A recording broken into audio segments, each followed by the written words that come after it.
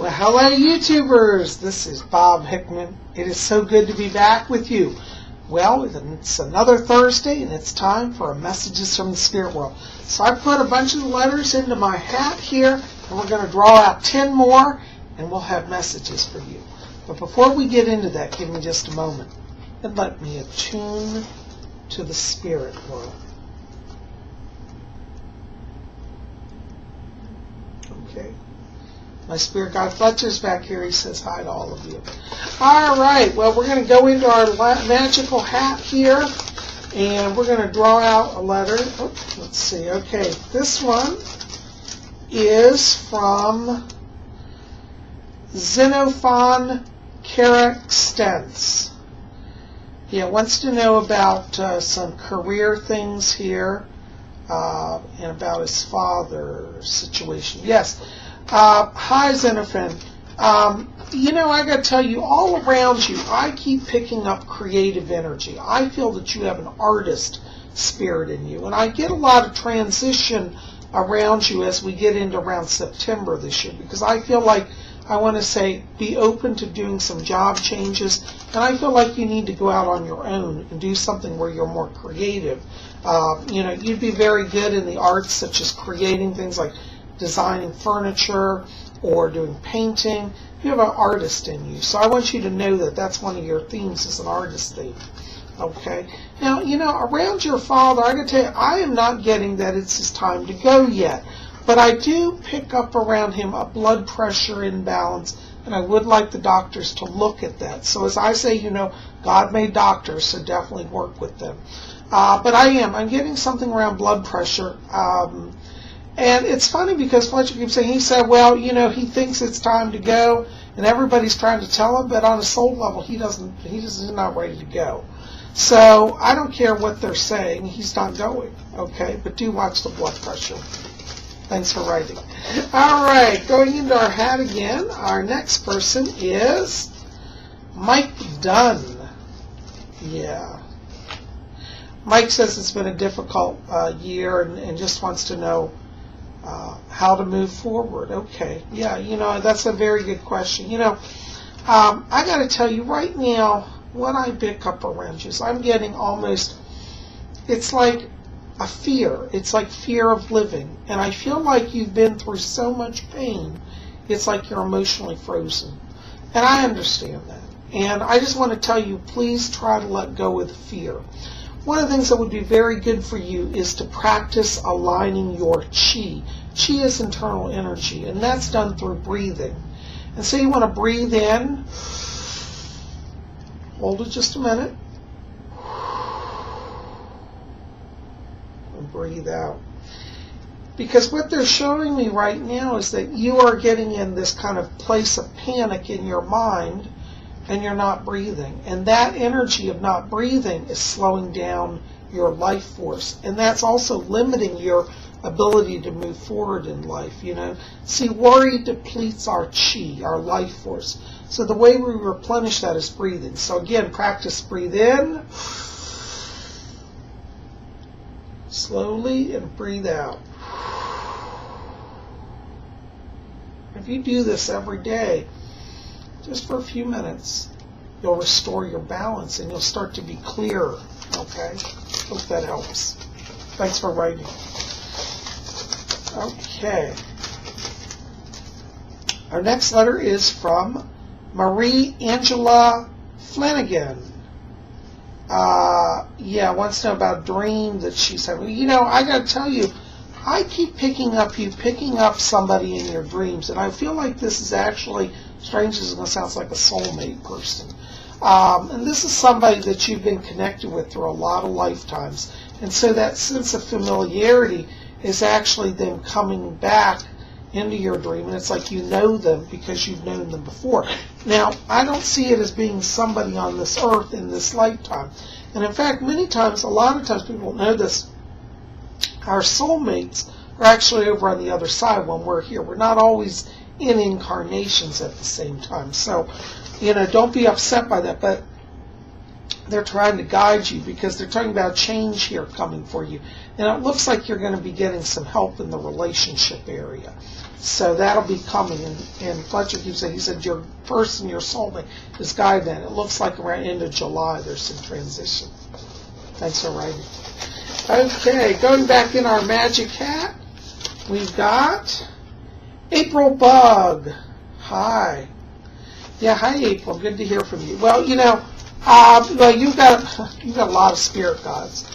In fact, while we're talking about it, you know, the average person has about 30 to 40 spirit guides. You have an inner band of guides, which is like 5 to 10, and then an outer band, which can be like 20, 25, 30. So you can have like 30, 40, sometimes 50 guides around you.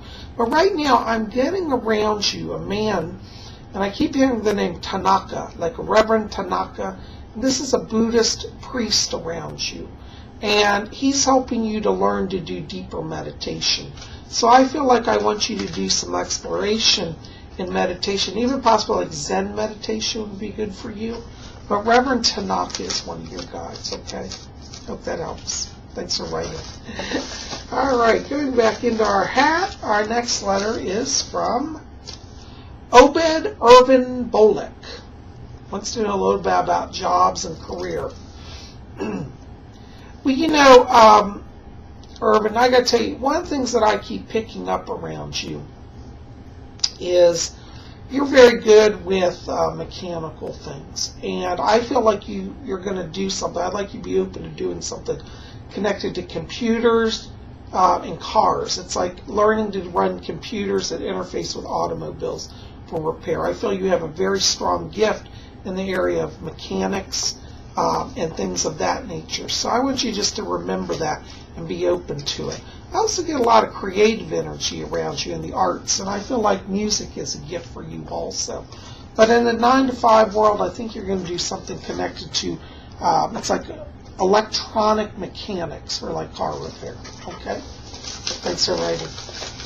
All right, going back into our hat here. My next letter is, let's see here, Daisy Driver. Yeah.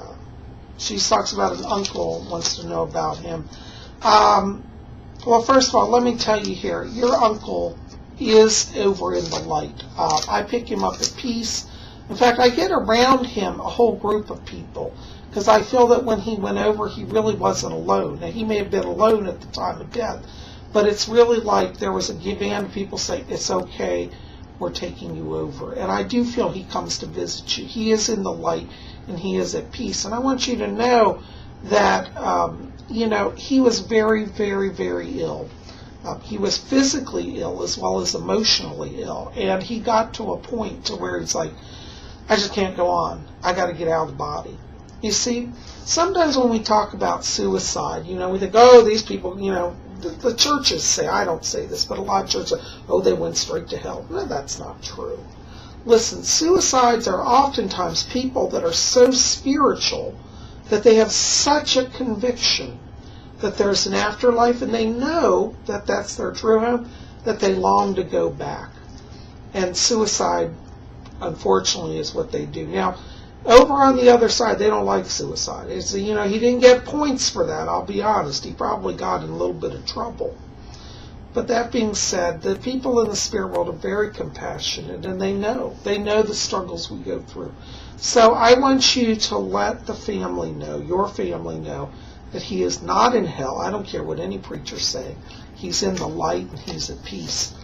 Fletcher says at Christmas he'll give you a sign. So they're going to let him visit you, and there'll be a sign, and it's around it's like a Christmas tree. It's like it flips over, or some like ornaments fly off. It's kind of dramatic. And it'll be around Christmas this year. You'll hear from him, okay? Thank you for writing. Hope that helps. All right, going back into our hat, let's see. Our next letter is, let's see, Michael Hudson Franklin. Yeah. Asked about a situation with a girlfriend here. Well, you know, Michael, I got to tell you, I'm just going to be honest with you. I'm sorry for your heartbreak in that relationship. But the thing that's going on is your girlfriend is in a place of needing great, and I do mean great, emotional healing. She is acted out towards you in such a hostile and negative way because she has so much interior pain. Now, you did not cause that. That was caused since childhood. She's been very abused in her life, and she's very much always on the defensive. So it's kind of like, you know, if you just even glance at her the wrong way, she takes it as an assault. And even though you didn't do anything. And I have to tell you, I don't feel that the timing is right at this time to get back together. But I do want you, and as hard as it is, I'm going to ask you to be the bigger person here and to pray for her healing. Okay? Love her at a distance. She's not ready right now to be in a relationship with you or anybody. And even if she says, oh, I've moved on, I got this great guy, she's going to do everything the same all over. Okay? I'm so sorry. I'm going to pray for you and for her. And you pray for her healing as well. Thanks for writing. Okay, let's see. Our next letter is Calvin Gerard Berry. Oh, that's nice. He writes and just says, I just want to say thank you. You helped me to connect into my spirit guide, Michael. And he says that he's been very successful in his spiritual development and his astral travel. And he just writes to thank me. So he didn't have a question. So, listen, Calvin, I want to tell you thank you for that nice feedback. I really appreciate it. So God bless you. And keep talking, keep working. I see a lot of good development around you. You got a lot of purple light now. Purple light's a psychic light. That means you're tuning in. All right, keep going. Thanks for writing. That's so nice. Okay, going back in our hat. Let's see here. Let's see. That's from Eveline von Egmond. She said she thinks she is, okay, I see. She wants to know who her spirit guide is, and she also has a question about a cousin who has passed. Okay. Yeah, you know, I got to tell you, I do pick up that cousin around you. He's a male. He seems very young. It's interesting because even though he's very young when he died, he's really grown up in spirit a lot. It's like he's very mature now. And very wise. And it's funny, it's like he keeps playing practical pranks on family members. And Fletcher says he makes everything go crazy in the house sometimes. So he is around. He likes to play tricks on you guys. But he is going to help you, okay? Now, what's also interesting is I'm getting around you another person as a spirit guide. And this is strange, and I'm very serious about this, strange as it sounds. Saint Bernadette of Lourdes. And if you don't know who she is, look her up. Saint Bernadette of Lourdes. It was in France, spelled Lourdes, but she's around you as well. She's helping bring healing energy to you and to the family. She said you're going to be doing healing work in the future, so you have a spiritual healing gift, so you might want to check her out, okay? But your cousin's at peace. He's in the light. Don't be afraid. He'll give you more signs soon. Thanks for writing. All right, how many? Wait a second, let me check. Okay, you get one more drawn out of the hat. And our last one is Laura Henula. Yeah, she wants to know if there really is an afterlife. And she says, if you love somebody, can you be with them after death? Okay. Yes. Yeah, in terms of afterlife, yes, there is an afterlife. I know a lot of people don't believe it, and that's okay. The truth is, while we're on Earth, we're supposed to be focused on being alive on Earth. So, you know, people who tell me I'm an atheist, I'm a secularist, I don't believe in that, that's okay, because some people, we need people like that. We want people who are very focused on the Earth. That makes life on Earth go. If everybody was a psychic like me, nothing would get done. Because we'd all be just zoning out in the spirit world. But no, there is a spiritual world. And everybody goes there, whether you believe in it or not. I have had my own near-death experience. I died in a car accident. And I do know that I lived beyond the body. I temporarily went out of my body and into the spirit world during a very bad accident, and it changed my life. So I do believe in an afterlife. I'm not afraid of death anymore. And it really changed me. And you don't have to die to have that. I'd like to encourage you to meditate, because you'll start to discover there's a light within, and that light will connect you to the spirit world, okay? And you want to know about if you can be with loved ones after death. Yes. Everybody meets up on the other side. And those who you have loved, like husbands or boyfriends or spouses, they're with you too. Because when you get into a relationship, you have a soul level link with people. And that carries on even in the spirit world. So if you want to be married after death in the spirit world, you still can. I have some lovely Mormon friends, and they always say, you know, Bob, we believe in getting married forever. And I said, I think that's wonderful, because, you know, people can do that. Now, sometimes after death, people meet up in the spirit world, and they say, you know, we had a great earth life, and now we're ready to move on. And over there, people see it differently. So, you know, you can be with the one you love, but you don't have to be. If you had a bad marriage, don't worry, you can get out of it in the spirit world too. So there's always options, okay?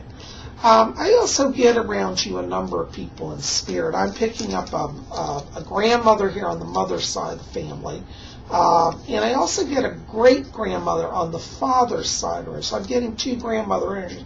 One's the father's, but it's a great-grandmother, and one's on the mother's side. So I do feel that you're being guided. And it's funny because the grandmother on the father's side, she keeps saying, well, you know, I really have always believed in this, but now I believe in it more. So she's going to help you to see the spirit world. This great-grandmother, she's like trying to help you to really open up your mind. Because she said when she was alive, what she keeps telling me, she said she keeps saying, when she was alive, she said, I always knew it, but I didn't know how to explain it. So now she's working to help you understand it, so you want to talk to her. Okay? And you meditate every day. Just sit for 5 minutes, close your eyes, try to fill yourself with beautiful glowing light. Try to see light within you.